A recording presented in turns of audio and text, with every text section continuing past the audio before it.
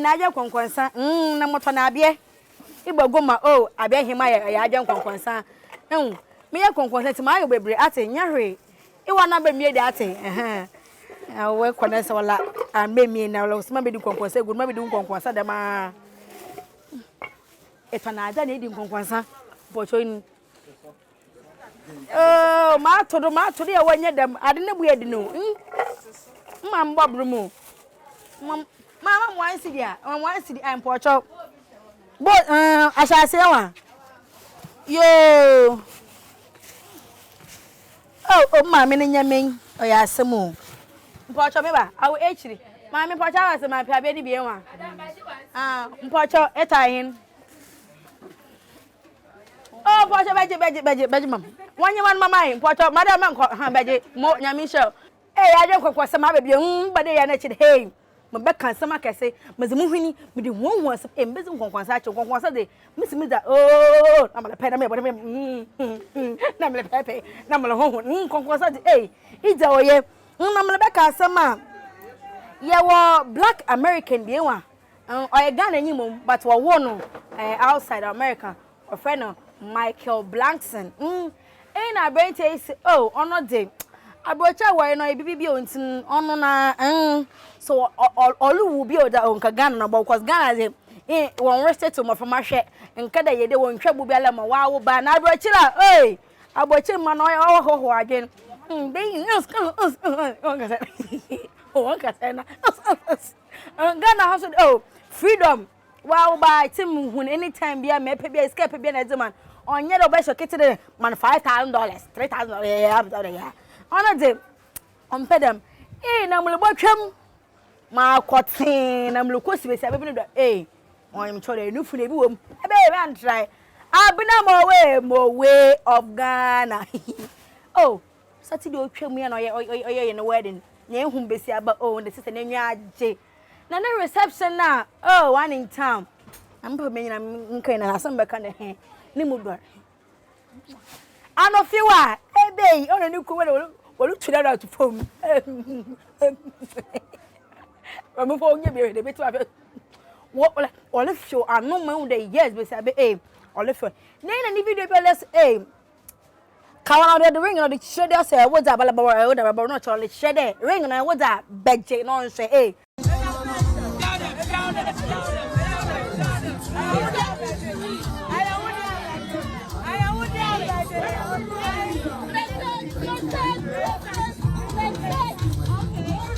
I was ring no mama chop the balances miss am adwan kwankwansa mezimu hwina me de bo hu asam na ma chiro de kwankwansa ne zi eda but asam kakra nti mulu twam ho ba wo ne me de bo wo do ate adwan kwankwansa me ba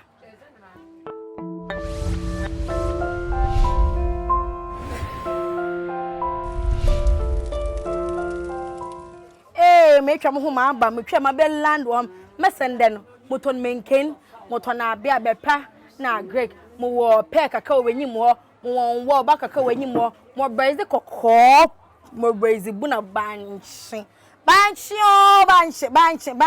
emu go konkonte banchi adwedem ko tweme se consent amenya amenya me konkonse mo di konkonse ma mo go ma no nei na mulutwa mo musclose club musclo muloko Nigeria Niger Akuapem Poloo ide pay and tasa koko was ide pay you to Nigeria na sister kodu Nigeria ni first post obi ni kuna Poloo you ko twa picture na na all posting amafu bo twa one caps one comment na those Poloo ehwo na ewon mo pocho hwe na afa achino yo obi ni kuno so obi ni kunu tawe de ono fon wa on fon no obi ni kuna adi mamu musu ngo konkonti obi ni kono on check na obi twa de hwe na wan wi wo so worry wa da I mean worry wa onya wota into Poloo so worry na onya woda into mamu ncho mo story so dom Poloo acho de so onya woda neyi na make sure de and the miss Mola pass new market ton banche mo making mo abe mo abe pena mo agrek oh pe we anyim ho mo won ba kakra mo braise kokko kakra na mo braise bun na banche o chede fufu no ho arrangement nkwande mo hianam ewa enti hwehwem wa ATiGYA TV do ni ndi nkonkonsa ewa me menken ne de na menken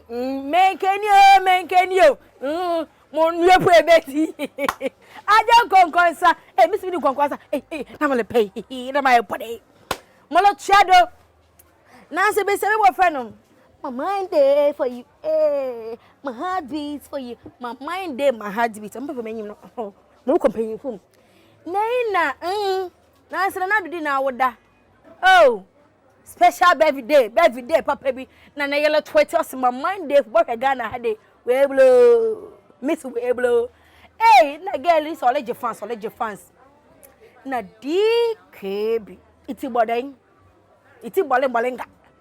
o se eja kina asema na asemo twetu enkasa mo na bede chima bede chere isa badara I am pede mo no chere o se onya yenye mo I feel we say them that mom into mo Twitter ya respond amoso my mind dey for na chere yake olubulo ho asa na dole ya bede ehu na ebusen konkonsa himan ama edi konkonsa ma bede na de mo meja o he ya mo ko twa bi mo de mo hwi mo de ko hu ansam maza bro ate ma bre into mo kofie da penne do ochna na awotwe 3 days time mmasa na ma baaje konkonsa mi se hwemo ATiGYA TV mitija mo kansam pe trending za ona nya ATiGYA TV mo pocho ko like ko subscribe comment na share mam enwa ohiam na ko Facebook ATiGYA TV Ghana e bo hoda bibi ni ye bo pampe na efiri wa na ko YouTube aka choda ATiGYA TV na ko Instagram ATiGYA TV Ghana ya boho epede esewa trending story ya watch na be share na adwa konkonsa ma kom ngo konkonte kakra na oda mo hata konkonte